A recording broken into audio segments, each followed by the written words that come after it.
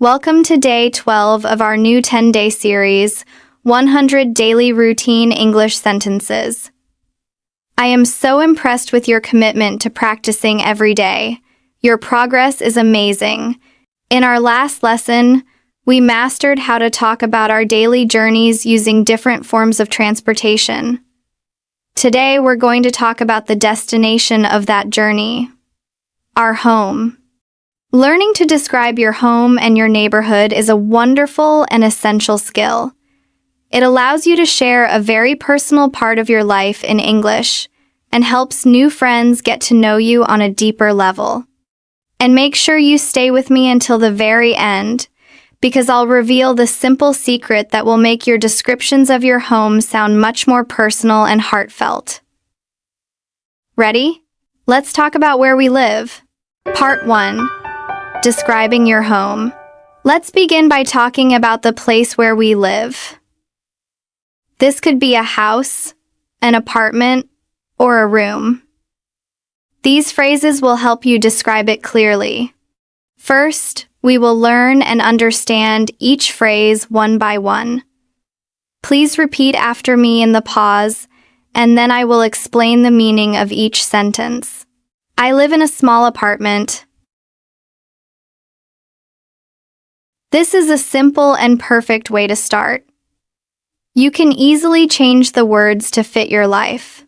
For example, I live in a big house, or I live in a modern apartment, or I live in a small house in the countryside. My home is on the 3rd floor. This is a great sentence for describing the location of your apartment within a building. We use ordinal numbers like 1st, 2nd, 3rd, and 4th to talk about floors. What floor do you live on? It has 1 bedroom and 1 bathroom. This is how you describe the layout or the number of rooms in your home. You can change the numbers and the rooms. For example, it has 3 bedrooms and 2 bathrooms. Or, it's a studio apartment, so it's just 1 big room. The living room is my favorite room. This is a great way to express your personal preference. The living room is the main room in a house where you relax and entertain guests. You can change this to the kitchen, the bedroom, or the balcony. It gets a lot of natural light. Natural light is sunlight that comes through the windows. This is a very positive and desirable feature in a home, so it's a great thing to mention. It means your home is bright and sunny. The kitchen is small but functional. Using the word but is a great way to connect two contrasting ideas. Small might be seen as a negative, but functional is a positive adjective. That means it works well and is practical, even if it's not big. I have a very comfortable sofa. Sofa is another word for a couch. Comfortable is a key adjective for describing furniture that makes you feel relaxed. There's a big window with a nice view. A view is what you can see from your window. You can describe it with simple adjectives like nice, beautiful, or you can be more specific, like a view of the city or a view of the park. I try to keep my home clean and tidy. Clean means free from dirt. Tidy means organized and with everything in its proper place. The phrase, "to keep my home clean and tidy," shows that you are a responsible and organized person. It feels cozy and safe. These are 2 wonderful adjectives to describe the atmosphere of your home. Cozy means small, warm, and comfortable. Safe means you feel protected. These words describe your home as a wonderful place to be. Shadowing practice. Describing your home. Perfect! You just learned 10 new sentences to describe your home. Now, let's practice them in our intensive shadowing block. I will say each phrase twice. Repeat after me in each pause. I live in a small apartment. I live in a small apartment. My home is on the 3rd floor. My home is on the 3rd floor. It has 1 bedroom and 1 bathroom. It has 1 bedroom and 1 bathroom. The living room is my favorite room. The living room is my favorite room. It gets a lot of natural light. It gets a lot of natural light. The kitchen is small but functional. The kitchen is small but functional. I have a very comfortable sofa. I have a very comfortable sofa. There's a big window with a nice view. There's a big window with a nice view. I try to keep my home clean and tidy. I try to keep my home clean and tidy. It feels cozy and safe. It feels cozy and safe. Part 2. Describing your neighborhood. Now, let's talk about the area around your home. Your neighborhood. This is a great topic for small talk and for helping people get to know your city. Let's learn the phrases one by one. I live in a quiet neighborhood. This describes the atmosphere of your local area. The opposite would be a busy neighborhood or a noisy neighborhood. What is your neighborhood like? It's a very friendly area. This describes the people and the community. Friendly means the people are kind and welcoming. There's a big park nearby. Nearby is a great word that means close to here. Mentioning local features like a park, a river, or a mountain makes your description more interesting. The grocery store is just around the corner. Just around the corner is a very common and natural idiom that means something is very, very close, usually just a short walk away. It's a safe place to live. This is a very important and positive thing to be able to say about your neighborhood. My neighbors are very kind and respectful. Your neighbors are the people who live next to you or near you. Kind and respectful are 2 wonderful adjectives to describe good neighbors. There isn't much traffic on my street. Traffic refers to the cars and other vehicles on the road. Not much traffic means your street is quiet and peaceful. It's a short walk to the subway station. This sentence describes the convenience of your location. It means it is easy to access public transportation. I love the little cafes and restaurants in my area.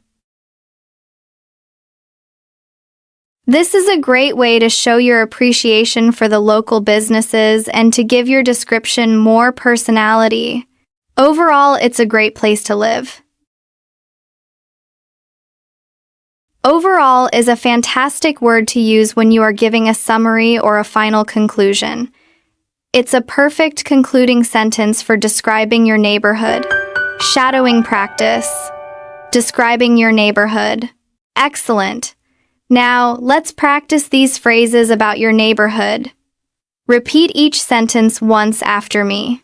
I live in a quiet neighborhood. It's a very friendly area. There's a big park nearby. The grocery store is just around the corner. It's a safe place to live. My neighbors are very kind and respectful. There isn't much traffic on my street. It's a short walk to the subway station. I love the little cafes and restaurants in my area. Overall, it's a great place to live. Part 3. Chores and activities at home. Finally, let's learn some phrases to describe the common chores and activities you do in your home. I cook dinner at home most evenings.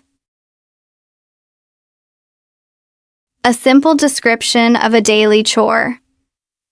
Most evenings is a great way to show frequency. I wash the dishes after every meal. Another common household chore. I do my laundry on the weekends. To do the laundry is the common phrase for washing your clothes. Many people do this chore on the weekend. I need to vacuum the floors this afternoon. To vacuum is the verb for cleaning with a vacuum cleaner. In the evenings, I like to watch TV on the sofa. A very common and relatable relaxing activity. I usually read a book before I go to sleep. Another popular and peaceful bedtime activity. I sometimes invite friends over for dinner. The phrasal verb to invite friends over is a very warm and natural way to say you invite friends to your home. On rainy days, we play board games in the living room. Board games, like chess or Monopoly, are a great indoor activity to talk about. I try to water my plants once a week. To water my plants is the specific collocation for this gardening chore. For me, my home is my sanctuary. Sanctuary is a beautiful and slightly more advanced word. It means a place of peace and safety. It's a wonderful way to describe how you feel about your home. Shadowing practice. Chores and activities at home. Fantastic. Now, let's practice these final phrases about your life at home. Repeat each sentence once after me. I cook dinner at home most evenings. I wash the dishes after every meal. I do my laundry on the weekends. I need to vacuum the floors this afternoon. In the evenings, I like to watch TV on the sofa. I usually read a book before I go to sleep. I sometimes invite friends over for dinner. On rainy days, we play board games in the living room. I try to water my plants once a week. For me, my home is my sanctuary. Part 4. Real conversation practice. Incredible! Now that you have learned all these individual sentences about your home and neighborhood, let's see how they can be used in a natural, flowing conversation. In this part, I will play both roles of a conversation between two friends. Me, Sarah, and Mark. Mark is thinking about moving to a new apartment. I want you to repeat each line after me in the pause to practice your rhythm and intonation. Let's go. Hey, Mark. How's the apartment search going? Hi, Sarah. It's a little stressful, to be honest. It's hard to find a good place. I know what you mean. What are you looking for?